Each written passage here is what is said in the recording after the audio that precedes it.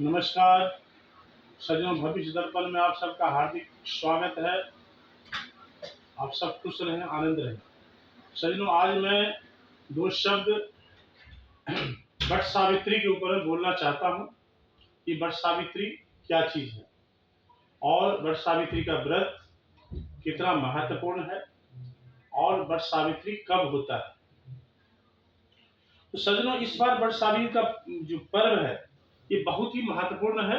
Maximum Vat Savitri ज्येष्ठ महीना का अमावस्या तिथि को हम लोग मनाते हैं। ये इस बार क्यों विशेष है, इसका क्या कारण है? इस बार वट सावित्री का व्रत जो है सो चतुर्दशी में अमावस्या का प्रवेश, ये बहुत ही मिलन है, बहुत बड़ा मिलन है। और दूसरा बात है, सोमवार को जो अमावस्या पड़ता है, मंगलवार को जो अमावस्या होता है, ये प्रभावशाली हो जाता है एकदम पूरा शुभ कार्य के लिए। और विपरीत कार्य के लिए अगर शनिवार को अमावस्या होता है तो विपरीत कार्य के लिए प्रभावशाली होता है, जो तांत्रिक विधि में काम करता है। तो ये जो अमावस्या है, सोमवती अमावस्या, माँ भगवती का बहुत विशिष्ट दिन है। माँ कालिका, माँ सोमवती का बहुत अच्छा दिन है। ये हर महिला जो सौभाग्यवती महिला है उनको वट सावित्री के दिन विशिष्ट रूप से वट वृक्ष के नीचे, वट वृक्ष को हम लोग अक्षय वृक्ष भी बोलते हैं, जिसका कोई मृत्यु नहीं है, जिसका कोई अंत नहीं है। तो वट वृक्ष के नीचे हम लोग पूजन करते हैं। महिलाएं मां मनसा का पूजन करती है। एक एक जगह का एक एक प्रथा है, उसके हिसाब से। इसे हम लोग का मिथिला में मां मनसा नाग नागिन का विशिष्ट पूजन होता है, उनका कथा है। किंतु मैं उस कथा में नहीं जाता हूं। ऑलरेडी वट वृक्ष जब बहुत ऐसा मंगल, खतरनाक मंगल का दोष भी रहता है बहुत बच्चे में, हम लोग वट वृक्ष के नीचे पूजा करवाते हैं।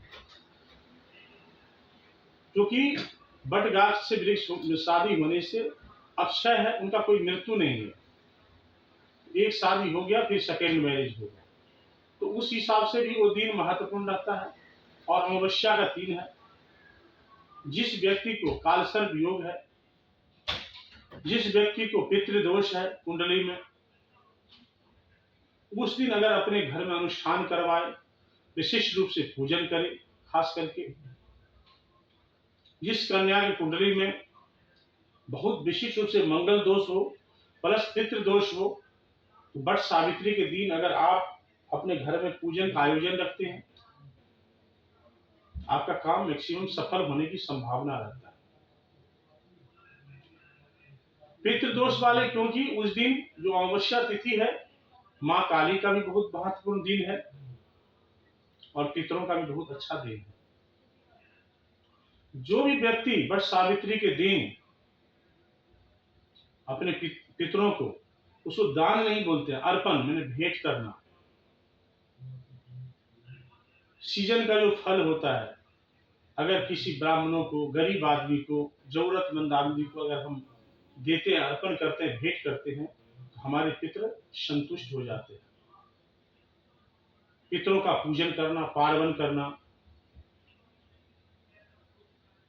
अगर पितृदोष है उस दिन शांति पूजन करवाना,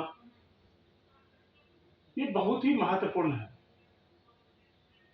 और उस दिन जो भी व्यक्ति सच्चे मन से अपने हृदय को स्थिर करके अगर माँ काली का वंदना करे, माँ काली का जप करे, माँ काली का जो भी मंदिर में हो जाके पूजा कराए, या 108 जावा फूल का माला माँ काली के मंदिर में जाकर अर्पण करे, उनका हर मनोकामना पूरा होगा।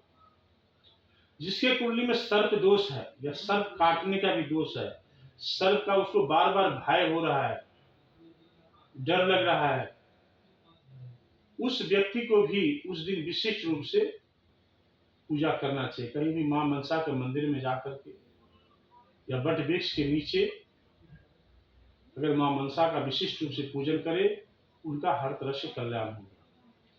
तो सज्जनों, वट सावित्री सौभाग्यवती महिला जितने हैं अपने पति के सौभाग्य के लिए मंगल कामना से वट वृक्ष के नीचे जाकर पूजा करती है। उनको लगता है अगर मेरी वजह से मेरे पति का कुंडली में कोई दोष होगा तो मेरे कुंडली में अगर कोई दोष है तो मेरे पति के ऊपर में कोई आंच ना आए, उनको कोई परेशानी ना हो। क्योंकि अगर जीवन साथी के कुंडली में अगर कोई मंगल दोष या अंगारक दोष या पितृ दोष अगर रहता है तो जीवन साथी का जीवन तनाव रहता है, बीमारी से ग्रस्त रहने का डर रहता है, जहां की मृत्यु योग तक भी आ सकता है। आदमी को पता ही नहीं चलता है इसमें क्या दोष है। तो ये हम लोग का जो पूर्वज है, सनातन धर्म जो हम लोग का है, पूरा विज्ञान से जुड़ा हुआ है। तो भाई आप कितना आदमी पूजा करे, पाठ करे, तो वट सावित्री का व्रत का एक महत्व दे करके और उस वृक्ष के नीचे विधिवत पूजन किया जाता है, उनसे प्रार्थना किया जाता है। जिस तरह इस वट वृक्ष का आयु चिर आयु है, उसी तरह हमारा जीवन साथी का भी आयु चिर आयु है, और उसी हिसाब से पूजन करते हैं। उनका अपने अपने इलाका का एक एक जगह अलग अलग कथाएं हैं इनका, लेकिन मेन उद्देश्य वही है।